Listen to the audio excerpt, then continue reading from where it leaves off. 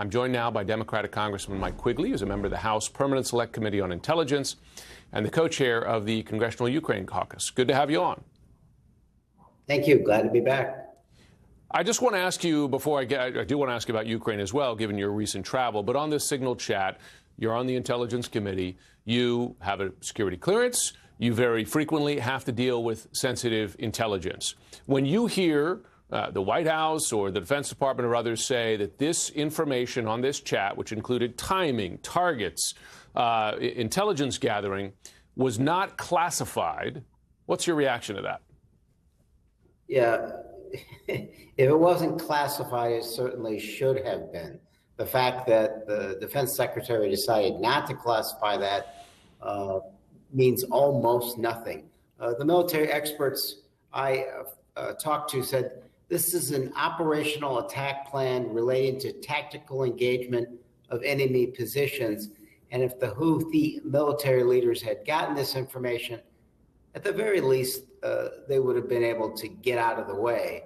And the worst case scenario is American service members would have been killed, and obviously the mission would have been a failure. So obviously this is very classified information. The fact that the people who you witnessed on this are the people that we're talking about at such highest levels is extraordinary. We would be angry if this was sergeants and lieutenants doing this. They clearly would have lost their jobs right away. So, and if I had done this, if I had been briefed and went on a commercial app, they would have kicked me off the committee the next day. Yeah. I'm told that no changes to security protocols are now planned at the Pentagon because, as one senior military official put it to me, quote, that would be construed as admitting wrongdoing. Is it irresponsible, and that might be too conservative a word, for there not to be a fulsome investigation of this, but also changes to prevent this from happening again? The fact that anyone thinks that they would have to change, I mean, this should be bedrock ways to do things. When we had the hearing the other day, I asked both generals, would you use different ops? Are there more secure platforms? And of course there are. This is, it's an encrypted, but it's a commercial app, and easily purchased equipment can cut right through this. So I'd respect them a lot more if they had just owned up to a colossal mistake, right? Someone has to be held accountable, and obviously this will never happen again. But instead, you dig your feet in the sand, and as a result, we're less safe. My biggest concern with this is the fact that it's just one more reason our allies are unlikely to trust us. The irony is Tulsi Gabbard's role in ODNI, that role was created post 9/11 to enhance, to encourage the sharing of intelligence between the community and between ourselves and our allies. This is one reason. I don't know why anyone would trust her or anybody on that call, especially if they now say they're not going to change the way. Why would they give us critical information that would reveal their sources and methods and make their country less safe? I want to ask you about Ukraine now because you recently returned from there. When you speak to Ukrainian officials, Ukrainian military commanders, do they fear that the U.S. will sell them out to Russia in a peace agreement?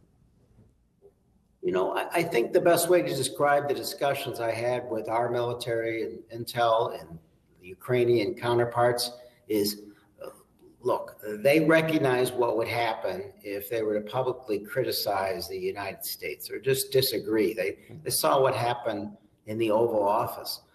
So there's a continuity there of nothing but gratitude. Obviously, you can sense the concern. The things they say express that concern, but still in the most constructive way they possibly can. Obviously, the pause, the criticism, the fact that the President of the United States said that President Zelensky started the war, those aren't things that are going to build up confidence.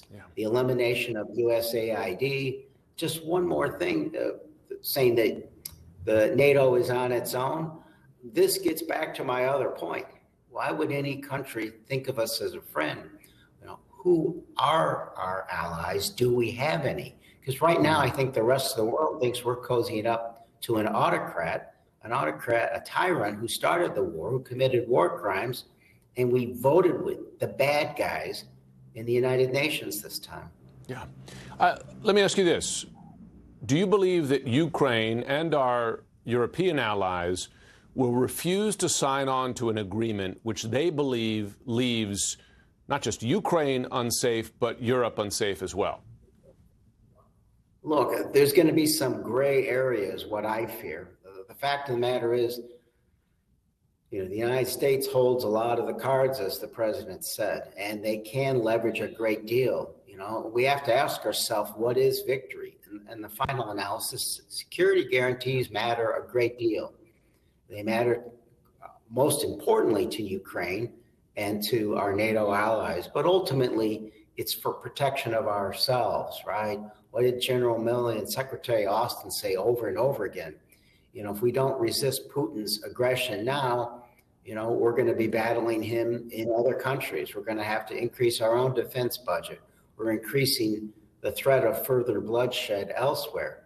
So it's in our interest to do this, but I can't imagine that they don't feel a pressure to sign on to something that's far, far from perfect.